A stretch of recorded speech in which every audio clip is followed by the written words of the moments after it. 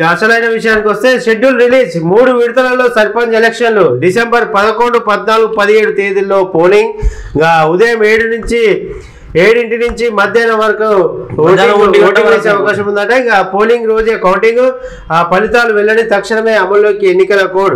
ఫిర్యాదుల కోసం grievance cells call centre. ఈసారి బ్యాలెట్ పేపర్ పై నోటా గుర్తు కూడా ఉంటుందని ఎస్ఈసి వెల్లడి చేసిరని చెప్పుకోవచ్చు. ఇక మొత్తానికి తెలంగాణ రాష్ట్రంలో మన దగ్గర ఉన్నటువంటి 12,728 సర్పంచ్ స్థానాలు, 1,12,242 వార్డులు.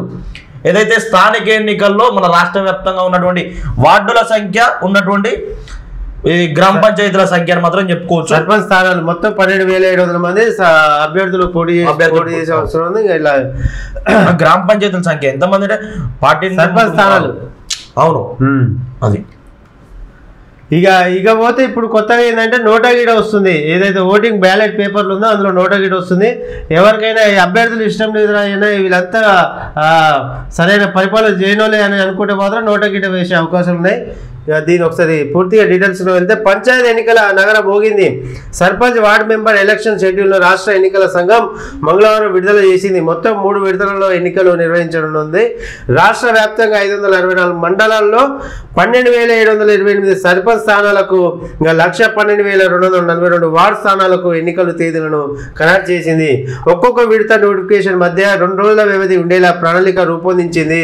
మొదటి విడత ఎన్నికలకు సంబంధించిన ఈ నెల 27 నోటిఫికేషన్ రిలీజ్ చేయనుందట. అదే రోజు నుంచి నామినేషన్ స్వీకరణ ప్రారంభం అవుతాయి. ఫస్ట్ ఫేజ్ పోలింగ్ డిసెంబర్ 11 జరగనుండగా second phase December 14, third phase 17 polling జరగనుంది. ఉదయం 7 గంటల నుంచి మధ్యాహ్నం 1 గంట వరకు పోలింగ్ ఉంటుంది. ఆ తర్వాత 2 గంటల నుంచి ఓట్ల లెక్కింపు చేపట్టి ఫలితాలు వెల్లడిస్తారు. ఏదైతే మనకందరికీ తెలిసింది సర్పంచ్ ఎలక్షన్ అయినదంటే ఇంకా ఏదైతే ఓటింగ్ ఉంటుందో అదే రోజు ఆ ఫలితాలు కూడా విడుదల చేసే అవకాశాలు ఉంటాయి. దానికి సంబంధించినటువంటి వార్త అయితే మనం చూడవచ్చు. ఇక దాని పూర్తి డీటెయిల్స్ వచ్చి ఇది సర్పంచ్ ఎన్నికల షెడ్యూల్ ఫస్ట్ ఫేజ్లో నవంబర్ 27-29 డిసెంబర్ పోలింగ్ తేదీ 11. Polling counting December 11. మండలాలు 189, సర్పంచ్ స్థానాలు 4,236, వార్డు స్థానాలు 37,440. సెకండ్ పేజ్ నవంబర్ 30 నుంచి డిసెంబర్ 2కు. డిసెంబర్ 14లో కౌంటింగ్ జరగనుంది. ఆ ఏరియాలో సెకండ్ పేజ్ లో వచ్చేసి మండలాలు 193, సర్పంచ్ స్థానాలు 4,333, ఇంకా వార్డు స్థానాలు 38,350. ఇంకా థర్డ్ పేజ్లో డిసెంబర్ 3, 6 నామినేషన్ల ప్రక్రియ తీసుకునేది. ఇంకా డిసెంబర్ 15 కౌంటింగ్.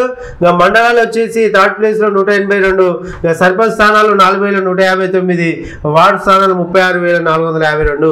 ఇంకా మొత్తం మండలాలు వచ్చేసి 564, సర్పంచ్ స్థానాలు వచ్చేసి 12,728, ఇంకా వార్డు స్థానాలు 1,12,242. ఇంకా మొత్తానికి అయితే ఎన్నికల సమావేశం చెప్పుకోవచ్చు. వాస్తవానికి మరి ఈ హఠాత్తుగా ఏదైతే ఈ దాదాపు బీసీలో జరుగుతున్న 42% రిజర్వేషన్ కల్పించాలని ఈ విషయం పక్కకు పెట్టి హుటాహుటిన ఇక ఈ డిసెంబర్లోగా మనం ఎన్నికలు పెట్టకపోతే మన ప్రభుత్వానికి ఎదురు దెబ్బ తగులుతుందని ఒక భయం పుట్టిందని మాత్రం చెప్పుకోవచ్చు.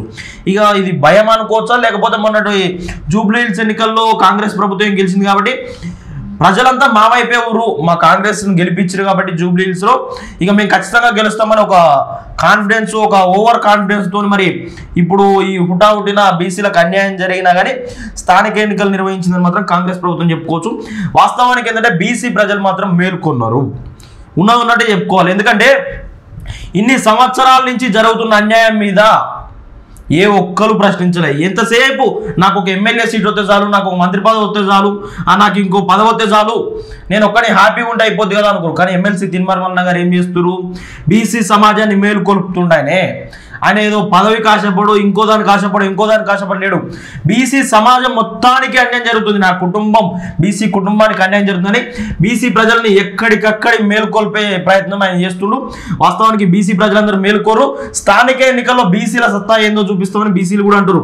ఏదైతే కాంగ్రెస్ ప్రభుత్వంలో బీసీ బిడ్డలకు కొన్ని చోట్ల అన్యాయం జరిగింది. ఇక్కడ చూసుకున్నట్లయితే దేవరపురం మండలంలో పెద్ది కృష్ణమూర్తి గౌడ్ అని సీనియర్ నాయకులు, ఆయనకు కాంగ్రెస్ ప్రభుత్వం అక్కడ వచ్చిన తర్వాత ఎమ్మెల్యే యశస్విని రెడ్డి గారు వచ్చిన తర్వాత ఆయనకు అన్యాయం జరిగింది. ఇప్పుడు ఆయన ఏం చేస్తుండు, గతంలోనే చెప్పిండు పార్టీలో నాకు అవకాశం కల్పించకపోతే, ఏదైతే కష్టపడ్డ కార్యకర్తలకు కానీ కాంగ్రెస్ ప్రభుత్వం అవకాశం కల్పించకపోతే నా సొంత డబ్బులతోనే ఖర్చు పెట్టుకొని ఇండిపెండెంట్ అభ్యర్థులను నేను నిలబెట్టి గెలిపిస్తా అన్నాడు. ఆయన కూడా ఈసారి స్థానిక ఎన్నికలకు మాత్రం దేవరపురం మండలం వ్యాప్తంగా ఆయనే సర్పంచ్ స్థానాల్లో ఆయనకు సంబంధించినటువంటి అభ్యర్థులను నిలబెట్టి ఆయన కూడా పోటీలో దిగుతున్నారు మాత్రం చెప్పుకోవచ్చు. ఇక ఇట్లా ఉంది మొత్తం బీసీలకు జరుగుతున్న అన్యాయం కాంగ్రెస్ ప్రభుత్వంలో కానీ. దీనికి సంబంధించి మొత్తం బీసీ ప్రజలు కొంతమంది ఇండిపెండెంట్గా కూడా గ్రామ పంచాయతీలో పోటీ చేయడానికి సిద్ధంగా ఉన్నారు మాత్రం చెప్పుకోవచ్చు.